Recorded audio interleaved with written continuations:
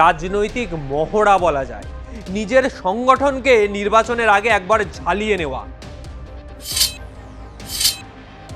বাংলাদেশিদের voter card হচ্ছে, বাংলাদেশিরা ভোট দিচ্ছে তৃণমূলকে, এই বিষয়গুলো বারবার সামনে এসেছে, যেটা তৃণমূলকে কিছুটা হলেও ব্যাকফুটে নিয়ে যাবে।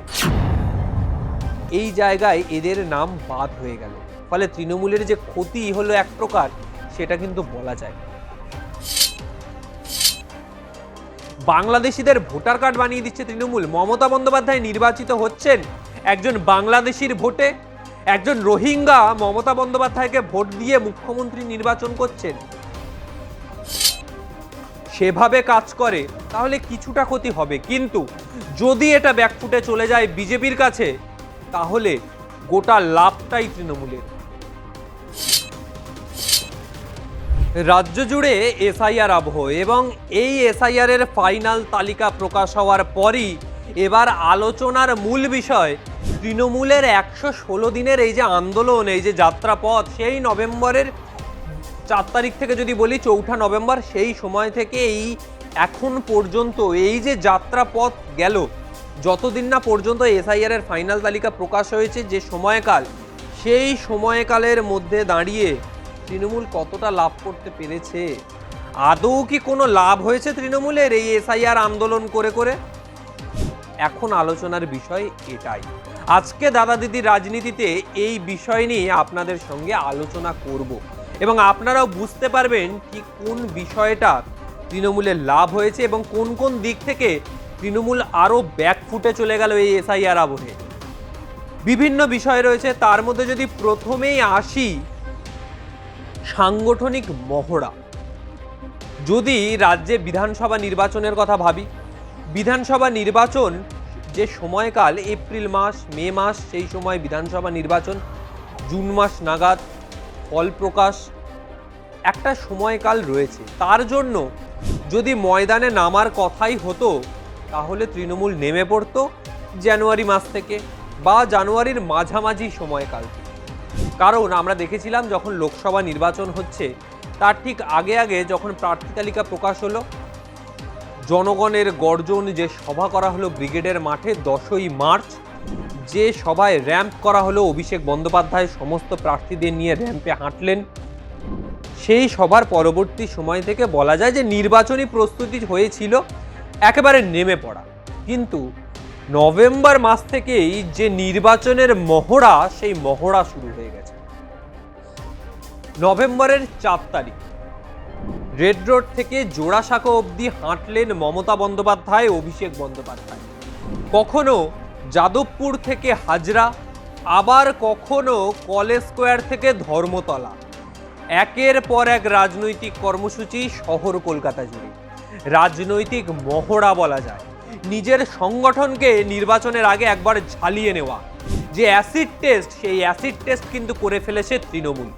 ফলে এসআইআর আবহে এত আগে থেকে নিজের সংগঠনকে বুঝে কোন কোন জায়গায়, বিশেষ করে এই জায়গায় কৃতিত্ব রয়েছে অভিষেক বন্দ্যোপাধ্যায়। তিনি বারবার ভার্চুয়াল মিটিং করেছেন। এই ভার্চুয়াল মিটিংয়ের ফলে তিনি দেখেছেন কোন কোন জায়গায় বিএলএরা, অর্থাৎ বুথ লেভেল এজেন্টরা, তারা দুর্বল রয়েছে, কোন কোন জায়গায় বিধায়কদের মাঠে ময়দানে দেখা যাচ্ছে, বিধায়করা কতটা সাধারণ মানুষের পাশে থাকছে। কারণ বারবার বলা হয়েছিল এসআইআর আবহে যে রাজনৈতিক দল যতটা মাটি কামড়ে পড়ে থাকবে ভোট বাক্সে তারাই ডিভিডেন্ড পাবে। অভিষেক বন্দ্যোপাধ্যায় বলেছিলেন এই সময় মানুষের পাশে থাকতে হবে, যে নেতা মানুষের পাশে যত বেশি থাকবে দল তাকে স্বীকৃতি দেবে। কোন নেতা কতটা পাশে থাকতে পেরেছে এসআইআর আবহে, এবার সেই মাপকাঠির সময়ে এসে দাঁড়িয়েছে। কারণ নির্বাচনের আগের এই মহড়া অনেকটা নিজের সংগঠনকে ঝালিয়ে নিতে সুবিধা করলো তৃণমূলের। অভিষেক বন্দ্যোপাধ্যায় অনেকটা সংগঠনকে দেখে নিলেন কোন কোন জায়গায় দুর্বলতা এখনো রয়েছে, কোন কোন জায়গায় ভোট তারা পেতে পারেন বা নাও পেতে পারেন, ব্যাপক ব্যবধান থেকে কোন কোন জায়গা কমে এসেছে এবং কেন কমে এসেছে। রাজনৈতিক মহড়া চালাচ্ছে তৃণমূল। নির্বাচনের আগে এসআইআরকে অ্যাসিড টেস্ট হিসাবে ব্যবহার করে নিজের বিধানসভা নির্বাচনের প্লট তৈরি করে নিলেন, ব্লু প্রিন্ট তৈরি করে নিয়েছেন অভিষেক বন্দ্যোপাধ্যায়। এ তো গেল রাজনৈতিক মহড়ার কথা, তৃণমূলের লাভ। এবার যদি আসি ক্ষতির কথা, তৃণমূলের এক এক জায়গায় এক এক রকমের ক্ষতি উঠে আসছে। কীরকম ক্ষতি? কোনো জায়গায় ধরুন 2021 নির্বাচনে একটি বুথে এত শতাংশ ভোট পেয়েছে, হয়তো ব্যাপক মার্জিনে ভোট। আবার কোনো জায়গায় 2024 নির্বাচনে সেই মার্জিন কমে তলানিতে চলে গেছে। সেই জায়গাটাও তারা বুঝতে পারলেন যে 21 আর 24 দুটোর মধ্যে কি তফাৎ হলো যে ভোট বাক্সে এতটা প্রভাব পড়লো। এটা কিন্তু তৃণমূলের ক্ষতি হলো। এসআইআর আবহে তারা দেখলেন এই জায়গায় ভুয়ো ভোটার এত শতাংশের নাম বাদ, ফলে বা এই জায়গায় এদের নাম বাদ হয়ে গেল, ফলে তৃণমূলের যে ক্ষতি হলো এক প্রকার, সেটা কিন্তু বলা যায়। আবার কিছু কিছু জায়গায় বিজেপি হোক বা সিপিএম হোক মানুষকে বোঝাতে সক্ষম হয়েছেন যে তৃণমূল এসআইআর আবহে মানুষের পাশে নেই, তৃণমূল এসআইআর চায় না, ভুয়ো ভোটার বাংলাদেশি তত্ত্ব তৃণমূল চাইছে, বাংলাদেশিদের ভোটার কার্ড হচ্ছে, বাংলাদেশিরা ভোট দিচ্ছে তৃণমূলকে। এই বিষয়গুলো বারবার সামনে এসেছে, যেটা তৃণমূলকে কিছুটা হলেও ব্যাকফুটে নিয়ে যাবে। বাংলাদেশিদের ভোটার কার্ড বানিয়ে দিচ্ছে তৃণমূল। মমতা বন্দ্যোপাধ্যায় নির্বাচিত হচ্ছেন একজন বাংলাদেশির ভোটে, একজন রোহিঙ্গা মমতা বন্দ্যোপাধ্যায়কে ভোট দিয়ে মুখ্যমন্ত্রী নির্বাচন করছেন। এই তত্ত্ব বারবার উঠেছে। এবার যদি বলি যে আরও একটি গুরুত্বপূর্ণ অংশ যেটা তৃণমূলকে আরো লাভ দিল, সরকার ও দলের মধ্যের মেলবন্ধন। এসআইআর আবহে একদিকে দল চলছে, ঠিক প্যারালালি চলছে রাজ্য সরকার। তৃণমূল ক্ষমতায়, অবশ্যই ক্ষমতায়, কিন্তু দল ও সরকার দুটো তো আলাদা। ফলে দুজনের মধ্যের যে মেলবন্ধন, সেই মেলবন্ধন কিন্তু স্পষ্ট হলো। বিধায়করা বিভিন্ন জায়গায় মিটিং করছেন, এমনকি মমতা বন্দ্যোপাধ্যায় সরকারে থেকে, প্রশাসনিক জায়গায় থেকে তিনি বিএলএদের উদ্দেশ্যে বলছেন, যারা বুথ লেভেল এজেন্ট, দলীয় কর্মী, তাদেরকে বলছেন যারা এসআইআর হিয়ারিংয়ে ডাকা হয়েছে, যারা যেতে পারছেন না তাদের বাড়ি বাড়ি গিয়ে তাদেরকে নিয়ে আসুন। ফলে সরকারের সঙ্গে দলের একটা ব্যাপক মেলবন্ধন এই এসআইআরের ফলে হলো। ফলে তৃণমূলের লাভের অঙ্কটাই বেশি ক্ষতির তুলনায়। যদি বলি যে রোহিঙ্গা তত্ত্ব বা বাংলাদেশি তত্ত্ব যদি সেভাবে কাজ করে তাহলে কিছুটা ক্ষতি হবে, কিন্তু যদি এটা ব্যাকফুটে চলে যায় বিজেপির কাছে, তাহলে গোটা লাভটাই তৃণমূলের।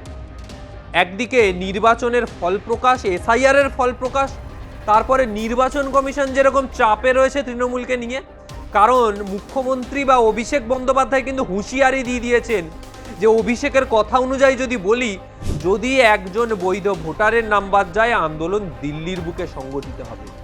প্রস্তুত জ্ঞানেশ কুমার?